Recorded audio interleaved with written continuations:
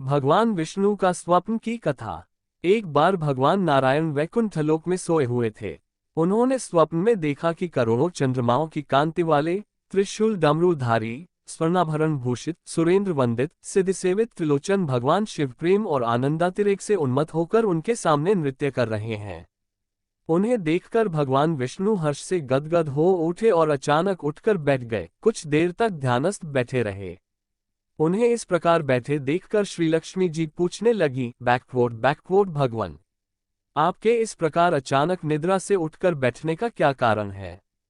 भगवान ने कुछ देर तक उनके इस प्रश्न का कोई उत्तर नहीं दिया और आनंद में निमग्न हुए चुपचाप बैठे रहे। कुछ देर बाद हर्षित होते हुए बोले, बैकवर्ड देवी, मैंने अभी स्वप्न में भगवान श्री महेश्वर का दर्शन किया है। उनकी छवि ऐसी अपूर्व आनंदमय एवं मनोहर थी कि देखते ही बनती थी। मालूम होता है शंकर ने मुझे स्मरण किया है। अहोभाग्य, चलो कैलाश में चलकर हम लोग महादेव के दर्शन करें। ऐसा विचार कर दोनों कैलाश की ओर चल दिए। भगवान शिव के दर्शन के लिए कैलाश मार्ग पर आधी दूर गए होंगे कि देखते हैं भगवान शंकर स्वयं गिरिजा के साथ उनकी ओर चले आ रहे हैं। अब भगवान के आनंद का तो ठिकाना ही नहीं रहा, मानो घर बैठे निधि मिल गई। पास आते ही दोनों परस्पर बड़े प्रेम से मिले। ऐसा लगा मानो प्रेम और आनंद का समुद्र उमड़ पड़ा। एक दूसरे को देखकर दोनों के नेत्रों से आनंदाश्रु बहने लगे और शरीर पुलकायमान हो गया। दोनों ही एक दूसरे से लिपटे हुए कुछ देर मुकव्वत खड़े रहे। प्रश्नोत्तर होने पर मालूम हुआ कि शंकर जी को भी रात्रि में इसी प्रकार का स्वप्न हुआ कि मानो विष्णु भगवान को वे उसी रूप में देख रहे हैं जिस रूप में अब उनके सामने खड़े थे।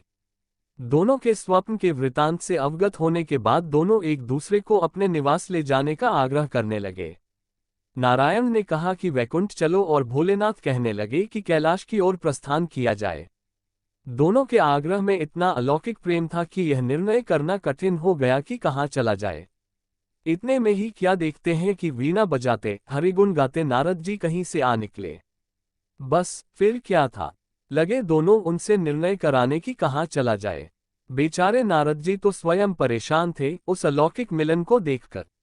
वे तो स्वयं अपनी सुध बुध भूल गए और लगे मस्त होकर दोनों का गुणगान करने। अब निर्णय कौन करे? अंत में ये तय हुआ कि भगवती उमा जो कह दें वही ठीक है।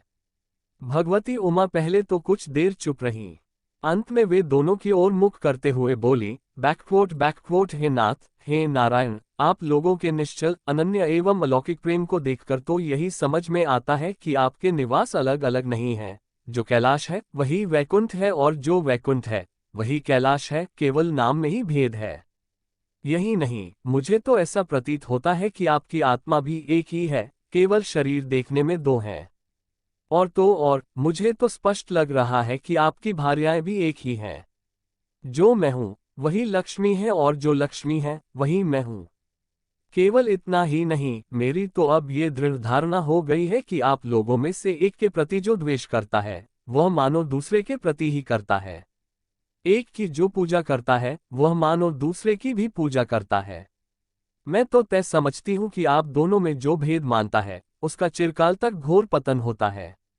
मैं देखती हूँ कि आप मुझे इस प्रसंग में अपना मध्यस्थ बनाकर मानो मेरी प्रवंचना कर रहे हैं, मुझे असमंजस में डाल रहे हैं, मुझे भुला रहे हैं। अब मेरी यह प्रार्थना है कि आप लोग दोनों ही अपने अपने लोक को पधारिए। श्री विष्णु यह समझे कि हम शिव रूप में वैकुंठ जा रहे हैं और महेश्वर यह माने कि हम विष्णु रूप में कैलाश गमन कर रहे हैं। इस उत्तर को सुनकर दोनों परम प्रसन्न हुए और भगवती उमा की प्रशंसा करते हुए दोनों ने एक दूसरे को प्रणाम किया और अत्यंत हर्षित होकर अपने अपने लोक को प्रस्थान किया। लौटकर जब श्री विष्णु वैकुंठ पहुंचे तो श्रीलक्ष्मी जी ने उनसे प्रश्न किया, बैकवर्ड हे प्रभु, आपको सबसे अधिक प्रिय कौन है? भगवान बोले, बैकवर्ड प्रिय, मेरे प्रियतम केवल श्री शंकर हैं। देहधारियों को अपने देह की भांति वे मुझे अकारण ही प्रिय हैं। एक बार मैं और श्री शंकर दोनों पृथ्वी पर घूमने निकले। मैं अपने प्रियतम की खोज में इस आशय से निकला कि मेरी ही तरह जो अपने प्रियतम की खोज में देश देशांतर में भटक रहा होगा वही मुझे अकारण प्रिय होगा। थोड़ी देर के बाद मेरी श्री शंकर जी से भेंट हो गई। वास्तव में मैं ही जनार्दन हूँ और मैं ही महादेव हूँ। अलग अलग दो घड़ों में रखे हुए जल की भांति मुझमें और उनमें कोई अंतर नहीं है। शंकर जी के अतिरिक्त शिव की चर्चा करने वाला शिव भक्त भी मुझे अत्यंत प्रिय है। इसके विपरीत जो शिव की पूजा नहीं करते, वे मुझे कदापि प्रिय नहीं हो सकते। इस तरह जो शिव की पूजा करता है वह वैकुंठवासी विष्णु को भी स्वीकार है, और जो श्री विष्णु की वंदना करता है वह त्रिपुरारी को भी मना लेता है। इसी भगवान की वीडियो देखने के लिए सब्सक्राइब करें चैनल को और बेल आइकॉन दबाएं।